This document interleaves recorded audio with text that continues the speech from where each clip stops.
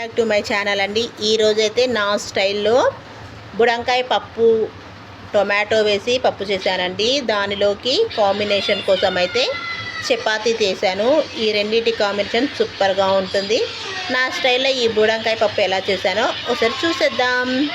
Hello అండి, అందరికీ welcome back to my channel అండి. ఈరోజైతే కందిపప్పు అండ్ బుడంకాయ టమాటా వేసి పప్పు చేస్తున్నానండి. నా స్టైల్లో ఈ పప్పు ఎలా చేస్తానో ఒకసారి చూసేద్దాం. ఫస్ట్ అయితే కందిపప్పుని మంచిగా కడిగేసుకొని ఒక హాఫ్ అన్ అవర్ నానబెట్టుకోవాలండి. పప్పు మంచిగా నానితే మంచిగా ఉడుకుతుంది. అందుకే మినిమం హాఫ్ అన్ అవర్ అయినా దీన్ని మనం నానేసుకోవాలి. చూడండి, ఇలా పప్పు హాఫ్ అన్ అవర్ నానింది. ఇప్పుడు ఇందులోకి అయితే మనం ఇవి కట్ చేసేసుకుందాం. బుడంకాయలు అండ్ టమాటా కట్ చేసేసుకొని ఇలా వేసేసుకోవాలి. బుడంకాయలను కట్ చేసుకొని మళ్ళీ వాటిని చెక్ చేసుకోవాలండి, చేదు ఉన్నాయా లేవా అనేసి. ఇవి ఎక్కువ శాతం చేదులే ఉంటాయి. మనం ఒక 5 బుడంకాయలను కట్ చేస్తే అందులో మినిమం 2 or 3 చేదే వస్తాయి. అందుకే వాటిని చెక్ చేసి మరీ పప్పులో వేయాలి, లేకపోతే పప్పు మొత్తం చేదైపోతుంది. నాకైతే ఇలా చాకుతో కోయడమే స్పీడ్గా వస్తుంది. కత్తిపీటలు అవి నేను వాడను. మీలో ఎంతమందికి చాకుతో కోయడం ఈజీయో కామెంట్ చేసి చెప్పేయండి.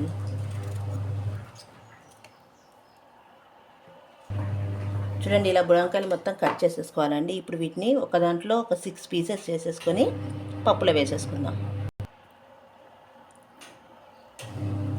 చూడండి, ఇలా పెద్ద పెద్ద పీసెసే కట్ చేసి వేసుకోవాలండి, అప్పుడే టేస్ట్ బాగుంటుంది. నేనైతే పెద్ద పెద్ద పీసెసే వేస్తానండి. కాకపోతే చెక్ చేసి మరీ వేసుకోవాలి. చెక్ చేయకుండా వేసుకుంటే ఒక్కటి చేదు వచ్చినా కూడా పప్పు మొత్తం పాడైపోతుంది. ఇలా పెద్ద పెద్ద పీసెస్ వేసేసుకోవాలి. అలాగే ఒక 3 పచ్చిమిర్చి, ఒక 2 టమాటాలు, కారం, పసుపు వేసి ఒక 4 విజిల్స్ మీడియం ఫ్లేమ్లోనే రానివ్వాలండి. రెండు పప్పుడిపోయింది. ఇప్పుడు పోపు వేసేద్దాం. ఫస్ట్ అయితే వెల్లిపాయ మంచిగా రెడ్ కలర్ వచ్చాక ఎండుమిర్చి,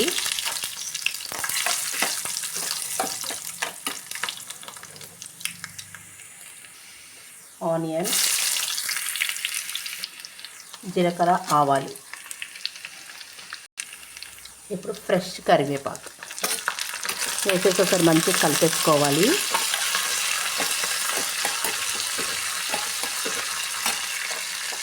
పోపు మంచిగా బ్రౌన్ కలర్ వచ్చే వరకు చేసుకోవాలండి. చూడండి, ఇలా బ్రౌన్ కలర్ వచ్చాక స్టవ్ ఆఫ్ చేసేసుకోవాలి.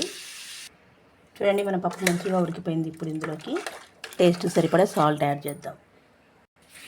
టేస్ట్ సరిపడా సాల్ట్, కొంచెం పప్పు ఉత్తి సహాయంతో మెత్తగా చేసేసుకొని పోపు వేసేసుకోవాలి.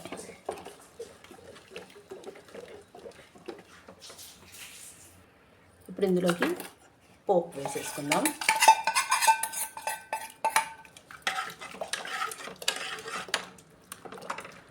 చూడండి, మన బుడంకాయ పప్పు రెడీ అండి. Easy recipe. నచ్చితే లైక్, షేర్, సబ్స్క్రైబ్ చేసుకోండి. మర్చిపోయానండి, ఇందులోకి ఒక నిమ్మకాయని పిండుకోవాలి. ఎందుకంటే నేను చింతపండు వేయలేదు కాబట్టి నిమ్మకాయ వేస్తున్నాను. నిమ్మకాయతో దీని టేస్ట్ బాగుంటుంది. ఒక నిమ్మకాయ వేసి కూడా ట్రై చేయండి. ఇప్పుడు ఈ బుడంకాయ పప్పులోకి అయితే నేను చపాతీ చేస్తున్నానండి. చాలా బాగుంటుంది టేస్ట్. చపాతీ విత్ బుడంకాయ పప్పు ఒకసారి ట్రై చేసేయండి. ఇలా ఈ బుడంకాయ పప్పు అండి, చాలా ఈజీ రెసిపీ. నచ్చితే లైక్ చేయండి, షేర్ చేయండి, సబ్స్క్రైబ్ చేసుకోండి. థ్యాంక్స్ ఫర్ వాచింగ్ అండి.